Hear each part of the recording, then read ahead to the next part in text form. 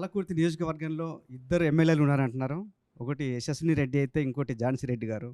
ఎక్కడికి వెళ్ళినా మీరు బ్యాక్‌గ్రౌండ్‌లో మీరే వర్క్ చేస్తున్నారనేది మాటొస్తుంది. అది నేను చెప్పొచ్చా అండి? ఇప్పుడు ఇద్దరు ఎమ్మెల్యేలు అన్నారు కదా. ఎమ్మెల్యే నేను, స్వచ్ఛంద కార్యక్రమాలు మా అత్తమ్మ చేస్తున్నారు, ప్రభుత్వం తరపున కార్యక్రమాలు నేను చేస్తున్నా. ఇక్కడ మన డిపార్ట్మెంట్ రివ్యూస్ అయినాయి, అక్కడ కూడా నేను వెళ్ళిన, వచ్చిండ్రు మా అత్తమ్మ. కానీ అక్కడ నోట్ చేసుకుంది నేను. ఇప్పుడు ఎవరైనా కానీ డెఫినెట్గా ఇప్పుడు నేను యంగ్ ఏజ్లో స్టార్ట్ చేసిన, నేను 100% I'm doing my best, but I need guidance to. కానీ ఎట్లాంటి ప్రోటోకాల్ లేకుండా మీ అత్తగారిని మీరు మీటింగ్‌లోకి తీసుకెళ్తున్నారనే విమర్శలు వస్తున్నాయి. ఎక్కడ తీసుకెళ్ళలేదండి. నేను ప్రోటోకాల్ డెఫినెట్గా మేము మెయింటైన్ చేస్తున్నాము. ప్రజాపాలన జరిగినా కానీ మా అత్తమ్మ ఎక్కడ స్టేజ్ పైన కనిపించలేదు. ఎందుకంటే నేను రమ్మన్నా తను రారు. ప్రోటోకాల్ అన్నప్పుడు నువ్వే వెళ్ళాలని నన్నే అంటారు, కానీ నేను రెస్పెక్ట్ఫుల్గా రమ్మన్నా కానీ అది మనది ఇంట్లో పర్సనల్. ఇది ప్రోటోకాలే అని నాకే క్లియర్గా చెప్తారు. మీ హస్బెండ్ యూఎస్ సిటిజన్, మీ పాప యూఎస్ సిటిజన్. మీరు ఇక్కడ ప్రజలకు ఎట్లా అందుబాటులో ఉంటారు? ఎట్లా సేవ చేయగలుగుతారు? నేను ఇక్కడ సేవ చేయడం కోసమే అండి. ఇప్పుడు నేను మొదటికెళ్ళి కూడా అదే చెప్పుకొస్తున్నా జనాలకి. నేను ఇక్కడికి వచ్చింది ఏదో కొత్తగా సంపాదించుకోనికో లేకపోతే ఇంకేదో చేయనికో అందరి లెక్క కాదు. మా అత్తమ్మ వాళ్ళు, మా అమ్మయ్య వాళ్ళు దేవుడి దయ వల్ల కష్టపడి సంపాదించింది. నేను అప్పుడు చెప్పినా ఇప్పుడు చెప్తున్నా, కంఫర్టబుల్గా బతుకుతున్నాం అక్కడ, మంచి లైఫ్ స్టైల్ తోటి. కాకపోతే ఇక్కడ నేను ఇందాక చెప్పినట్టుగా ప్రజలకి వచ్చి మాట ఇచ్చిండ్రు. ఒక కోడల్లాగా, అట్లనే ఉత్త కోడల్లాగానే చూడలేదు, కూతురులాగా. ఇక్కడ అంత నమ్మకం తెప్పించి ప్రజలకి మళ్ళీ వెనక్కి పోతే అది వేరే ఉంటుంది అని చెప్పి రావడం జరిగింది. అక్కడనే అర్థం చేసుకోవాలి. అవన్నీ వదిలిపెట్టి వచ్చినామంటే ఎవరైనా ఇండియాకి వెళ్ళి అమెరికాకు పోనీకి ఎంత ప్రయత్నాలు చేస్తుండ్రో ఈ కాలంలో అది మన అందరికీ తెలుసు. కానీ మీరు ఎట్లా బ్యాలెన్స్ చేస్తారు? మీరు మీ ఫ్యామిలీ అక్కడ ఉన్నారు, వీళ్ళు మా పాప ఆయన ఇక్కడనే ఉన్నారండి.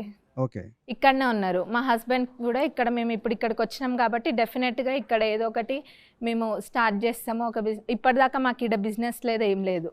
ఎప్పుడు చేసిన స్వచ్ఛంద కార్యక్రమాలు, అభివృద్ధి కార్యక్రమాలే మా అత్తమామలు చేసిండ్రు, కానీ ఎన్నడూ ఇది అట్లా అనుకోలేదు.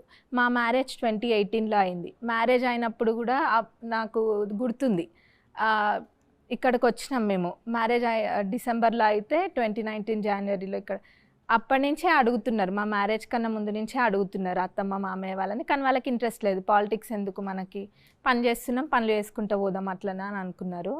మరి వచ్చిండ్రంటే డెఫినెట్గా జనాలు అడిగిండ్రు. అప్పుడు అడిగిండ్రు, ఈరోజు అడిగిండ్రు. ఇప్పుడు ఈ రీసెంట్ ఎలక్షన్స్లో కూడా ఇక్కడ ప్రజలు వచ్చి అడిగినందుకు వాళ్ళు రావడం జరిగింది. మీరు ఇక్కడ వ్యాపారాలు వదిలేసి ఇక్కడికి వచ్చి సెటిల్ అవుతారు? మా వ్యాపారాలు నడుస్తాయి అక్కడ. మా బావ ఇంకా ఆడబిడ్డ ఉన్నారు కదా, ఆడబిడ్డ అనను నేను, మా అక్క అంట. ఇద్దరు ఉన్నారు కదా, వాళ్ళిద్దరు కూడా మా డాక్టర్స్. మరి ఇప్పుడు మాకు బిజినెసెస్ అక్కడ రియల్ ఎస్టేట్ అంటే ఇక్కడ 1000 యూనిట్స్ ఓన్ చేస్తారు అత్తమ్మ మామయ్య వాళ్ళు. అవన్నీ కూడా బయట మేనేజ్మెంట్కి ఇవ్వకుండా మావే లీజింగ్ కంపెనీస్ పెట్టుకొని మేమే రెంట్ చేస్తాము. మా ఓన్ బిల్డింగ్స్ 1000 to 1500 ఎకర్స్లో ఆల్మండ్స్ అండ్ పిస్తాషియో ఫార్మ్స్ ఉన్నాయి. అవన్నీ కూడా మేమే మేనేజ్ చేసుకుంటాము మా ఓన్గా. మా మామయ్యది ప్రాక్టీస్ ఉంది. ఇదంతా పెద్ద అక్కడ వదిలేసుకొని వచ్చినామంటే ఏదో ఉద్దేశం మాకు లేదు. ఇక్కడ జనాలకి ఏదో చేయాలన్నది ఎప్పటి నుంచో ఉంది వాళ్ళకి. ఎందుకంటే మా అత్తమ్మ చిన్నప్పుడే వాళ్ళ నాన్న చచ్చిపోయినరు, మరి మా మామయ్య చిన్నప్పుడే వాళ్ళ నాన్న చచ్చిపోయినరు.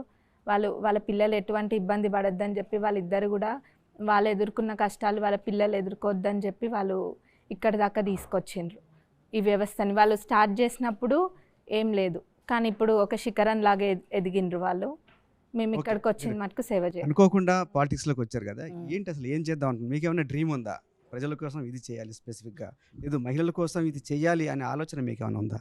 ఉందండి. నేను ఫస్ట్ ఇందాక కూడా చెప్పినాం కదా, ఎటువంటి ట్రైనింగ్ లేదు, ఏం లేదు. వచ్చినాక డైరెక్ట్ ఒక 2-3 రోజులు అంతే జనాలకు కనెక్ట్ అయిన. నేను ముందు నుంచి కూడా వీళ్ళు అత్తమ్మ వాళ్ళు కార్యక్రమాలు చేస్తుండ్రు. అది కాకుండా నేను అక్కడ చూసినప్పుడు పాలిటిక్స్ అంటే ఇట్లుంటుందని, ఎప్పుడు ప్రత్యక్ష పాలిటిక్స్లో నేను ఎప్పుడు లేను. ఇంత ఇబ్బందులు పడతారా జనాలు అన్నది నేను ఇక్కడికి వచ్చినాకనే తెలుసుకున్నా. ఎందుకంటే ఎంతోమంది ఎంతో బాధతో. స్పెసిఫిక్గా ఏదన్నా స్పెసిఫిక్గా ఈ స్కీమ్ ఉండాలి మహిళలకి, మీ తరపున నేను ఇది చేయగలను, చేస్తాను అని అనుకుంటున్నారా?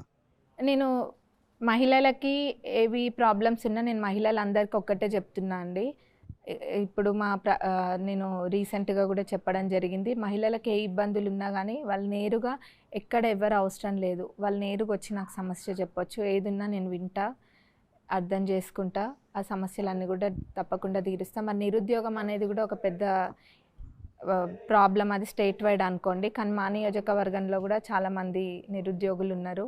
వాళ్ళందరికీ కూడా ఏదో ఒక రకంగా ఉద్యోగాలు కల్పించడానికి తప్పకుండా ప్రయత్నిస్తాము. స్కిల్ డెవలప్మెంట్ సెంటర్ కూడా మొదలు పెడుతున్నారు. ఇంకా వేరే రకంగా కూడా మేము అక్కడ ఉద్యోగాలు కల్పించడానికి తప్పకుండా ప్రయత్నిస్తాం. మరి ఇంకేవైతే పెద్ద పెద్ద ప్రాజెక్టులు ఉన్నాయో అక్కడ మేము చేస్తామని చెప్పినామో అవన్నీ కూడా డెఫినెట్గా చేస్తాం. మరిన్ని వీడియోస్ కోసం ఛానల్ ని సబ్స్క్రైబ్ చేయండి, లేటెస్ట్ అప్డేట్స్ కోసం వాట్సాప్ ఛానల్ ని ఫాలో చేయండి అండ్ లింక్ డిస్క్రిప్షన్ లో ఉంది.